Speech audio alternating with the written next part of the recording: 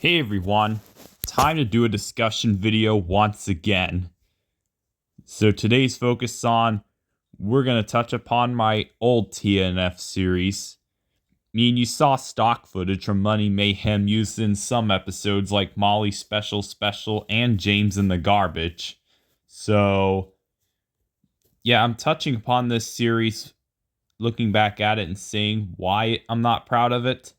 I'm showcasing the good, the bad, and the ugly of this series. So, today we are going to review 2 episodes that symbolizing the end of an era in the best way.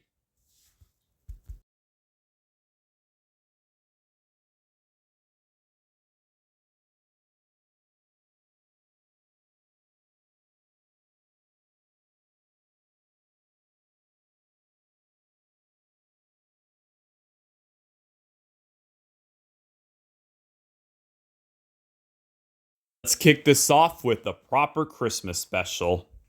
Well, I don't know what to call it, but yeah, I'm guessing it's just proper or something. The opening segment takes place at a quarry. A quarry of all places. Like, seriously. Like my previous discussion video, I said that there was no sign of Mavis anywhere. Like, where even is she? Anyway, since that was my old TNF series, what are you gonna do about it? Since this episode was filmed in a basic layout, like the majority of the TNF series Season 4, there are some pretty nice individual sets touched upon. Like the roadway area, the small squat sheds, a branch line, and the snow village. Which, yes, this is what lifts the Christmas special, though. It's honestly such a shame that we never got to see the set dressing in future episodes. Or so we thought. So, how do I rate this episode? A proper Christmas special, small analysis. Thomas and Percy finally stayed in character, for the most part. The set dressing, the small squat sheds and everything is nice, in general I believe.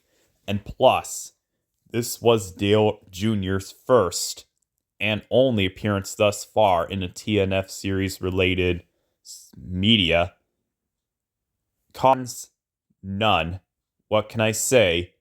This special is more tolerable than the other episodes of what the 4th series had to offer, except for Percy's parcel, of course, because that was a better interpretation. Anyway, no other words, but compared to the Great Cupcake Caper that came out prior to the special's release, it's far better than the aforementioned one, and I give a proper Christmas special a 10 out of 10.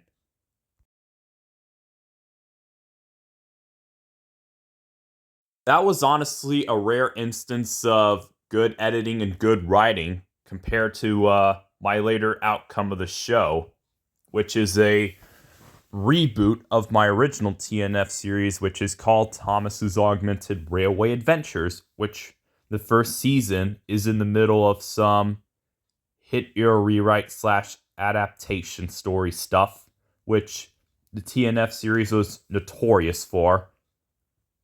Anyway, what else can I say? Let's go ahead and review which one should be the next episode we should review, obviously. Oh, that. Yeah, I can't brag. Let's do it already. Let's do it. Okay, the episode starts off with a usual useful engine montage. Yeah, the shots are good, though, especially the Rheneas and Rusty one, which that was unfortunately their web show send-off. Which this is not focused on them, but rather Jessie, who had returned from a holiday on Cuba, apparently, as if, yeah, a proper Christmas special was basically a prequel of Jessie's rescue. which, yes, this was the previous video I reviewed. Talk about continuity. And we go to a montage of Thomas and Jessie traveling. And look, the intro footage is used.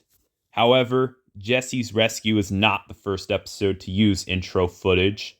The first TNF series production to use intro footage was Sodor National Championship, which, yes, it is a good film, obviously. And also, the intro footage was also used on my Thomas's Day Off remake, as well as the Series 3 sizzle reel footage. And then they visit a faraway farm which isn't McColl's or Trotter's.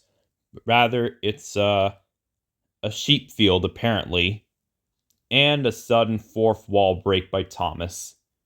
We introduce a new character called Farmer Watkins. And apparently this is Watkins' only appearance thus far. And then we get to a predictable crash sequence with Thomas and the runaway trucks. And Jessie using a signal, telling the signalman that Spencer is coming, and made Spencer avoid a collision. And therefore, the two thank Jessie for saving Spencer's life.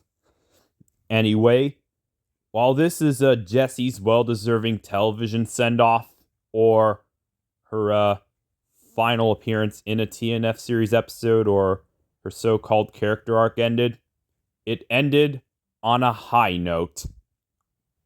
Anyway, Maggie and the Ceremony ended the original TNF series on a high note.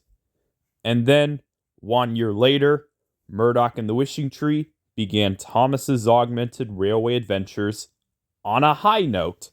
Overall, the final half of the TNF series was regarded as a slight improvement to the first half, in terms of writing and storyline, that is. And yet, the series ended for one reason, and that was a lack of enthusiasm to come up with more stories.